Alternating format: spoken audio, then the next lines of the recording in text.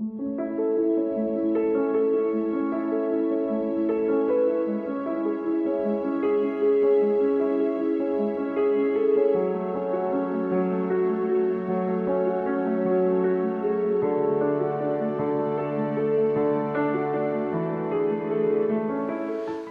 minggu yang lalu, saya sempat iseng membeli sebuah case mini ITX di sebuah e-commerce di negeri bambu, ya, di kisaran harga sekitar 700 sekian, ya, sampai depan rumah 800 ribuan, sekitar ya 800 ribuan, sudah termasuk pajak, rada bengek, pos dan lain-lainnya.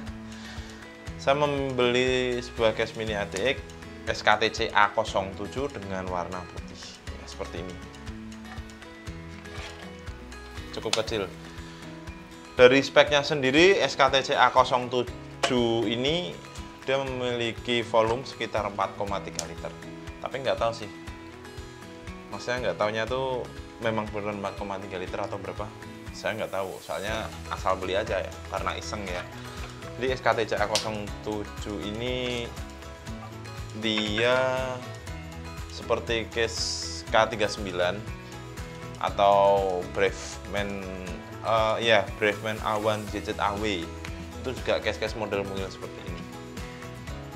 Jadi untuk PC builder, misal kalian ingin membuild atau merakit sebuah PC ITX dengan ya sekitar volume di bawah 5 liter atau case-case dengan sejenis ini, kalian harus memiliki power supply yang khusus atau power supply yang enggak seperti biasanya. Dalam artian, case seperti ini kalian tidak bisa menggunakan power supply tipe ATX atau SFX atau SFXL, karena casing tipe seperti ini dia menggunakan, biasanya PC builder mini ATX menyebut flex, ya, power supply flex 1U. Itu kalau nggak salah power supply dari server, lalu mungkin dimodifikasi sama sellernya. Saya nggak begitu paham juga sih power supply jenis ini, soalnya baru menggiati di dunia ATX juga. Jadi seperti ini, sorry, ya, kecil banget. Jadi power supply-nya harus menggunakan tipe flex 1U. Kemarin ini saya mendapatkan power supply flex ini sekitar 900 ribuan, nitip saudara, ya, saudara jauh. Jadi sekitar 900 ribuan. Saya mendapatkan merek Delta yang cukup terkenal di bidang server kalau nggak salah, dengan buat sekitar 500 watt. Doyonya lumayan, 500 watt sekecil ini. Tapi ya harganya lumayan. Kalau ada orang yang menjual di e-commerce lokal pasti tinggi, karena ya memang langka power supply seperti ini. Jadi balik lagi ke SKTC A07 tadi. Untuk PC builder, casing ini kalian tidak bisa menggunakan VGA lebih dari 20 cm, karena untuk case ini sendiri dia sangat kecil. Kalau nggak salah ukurannya ini panjangnya dari depan ke belakang sekitar 20 cm ya. Jadi kalian harus, kalau menggunakan VGA tipe RTX 3050, 3060 Ti, kan harus menggunakan yang tipe-tipe single fan. Kalau menggunakan tipe dual fan, dulu saya pernah beli salah satu case seperti ini, tapi agak besar dikit. Itu harus menggunakan, ya, panjang kurang dari 20 cm. Terakhir saya menggunakan MSI GTX 1650 Super Ventus, itu pendek sekali. Jadi performanya juga oke. Terus selain itu juga ya VGA-nya nggak terlalu panjang, nggak terlalu gede, dan irit daya juga sekitar 1x8 pin untuk pin powernya. Untuk perihal cooling, PC builder harus pintar-pintar memilih dan mencermati ya cooling apa yang harus dipakai. Kalau misal kalian menggunakan case seperti ini, menggunakan cooling atau heatsink full tower, dual tower, itu kayaknya nggak worth it, karena pasti akan keluar dari case ini, dan si panel case-nya nggak bisa tertutup.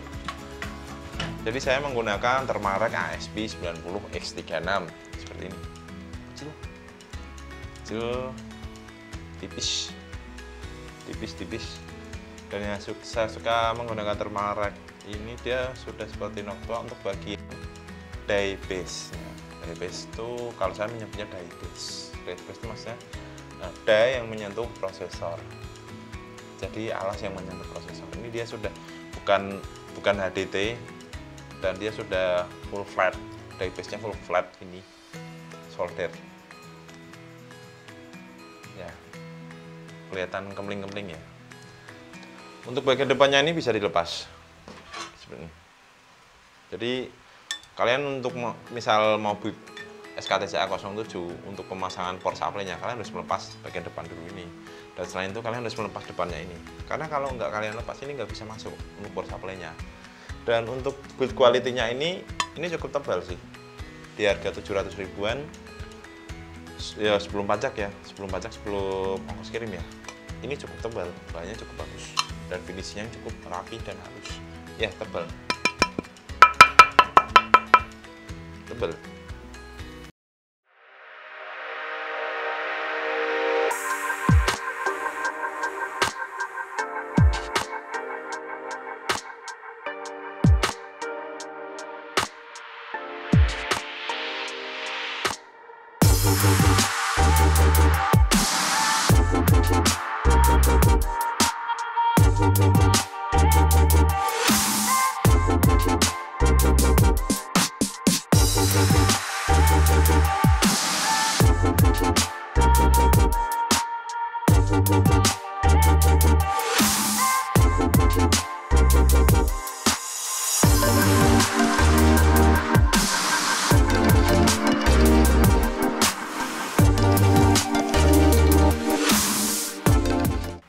Ya, jadi seperti ini ketika SKTCA 07 dibuild atau dikasih isian hardware-nya.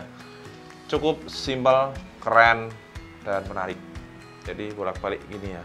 Ini untuk bagian motherboard-nya di sini, baliknya untuk VGA.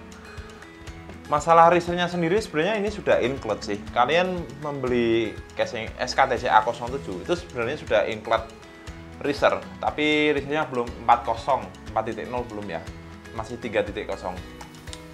Oke lah ya, 4.0 beli sendiri ada sih.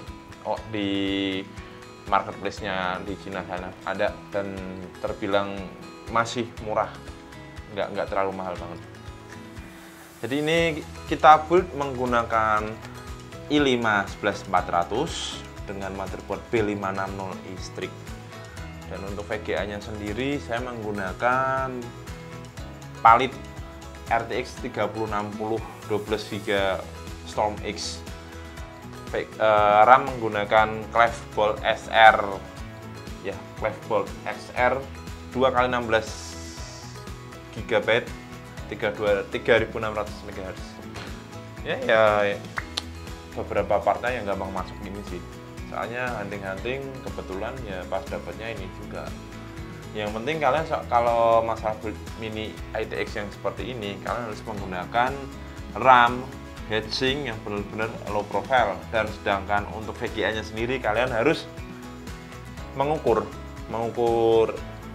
limitasi casingnya ini sendiri. Jadi kalian memang benar-benar harus mengukur bahwa VGA kalian harus pas dan bisa masuk ke casingnya ini.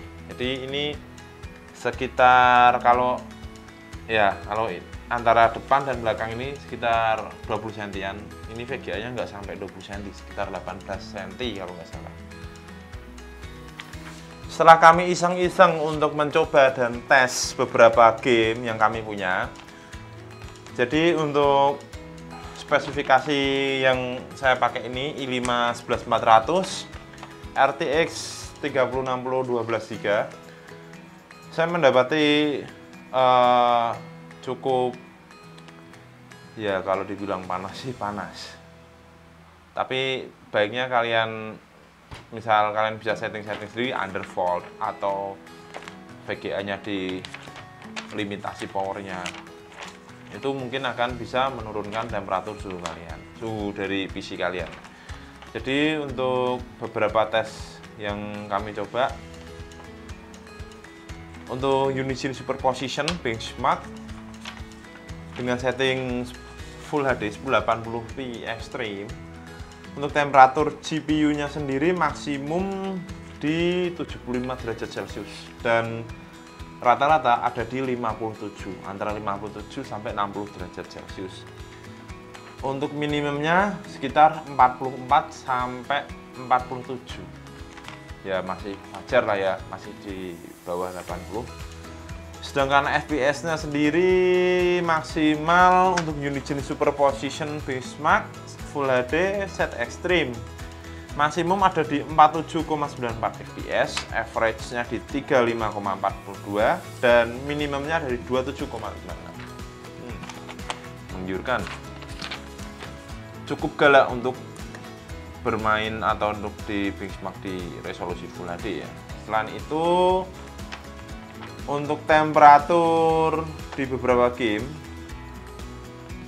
kita menggunakan resolusi Full HD atas 1080p facing off setting ultra. Rata-rata kita kasih setting ultra. Untuk temperaturnya God Over menempati maksimum temperatur untuk GPU-nya atau VGA-nya di 82 derajat Celcius.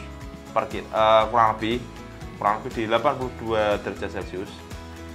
Dan untuk prosesornya di sekitar 76 derajat Celcius, mendekati 80 derajat Celcius.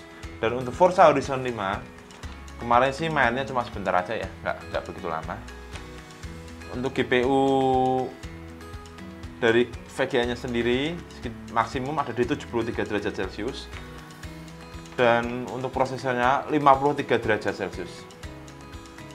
Selain itu untuk Battlefield 5 juga setting resolusi Full HD, facing off dan setting ultra, multiplayer, bukan story ya, multiplayer.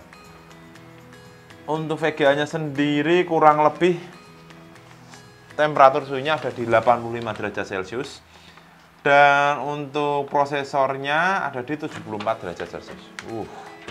Cukup hot, panas. Ya kalau nggak mau panas, yo itu facingnya di on kan. Kalian main di resolusi Full HD, facingnya di on kan, pakai monitor yang 60 Hz ya, jangan di 144. Nanti biar dilimitasi 60 fps saja terus. Jadi VGA-nya kepetok dengan performa 60 Hz terus kan lumayan adem. Dan untuk FPS-nya sendiri God of War dengan resolusi Full HD, facing off, setting ultra maksimum ada di 120 fps, rata-rata ada di 86 dan minimum ada di 60 fps. Lumayan. RTX 3060 kecil. Nah, cukup galak di Full HD.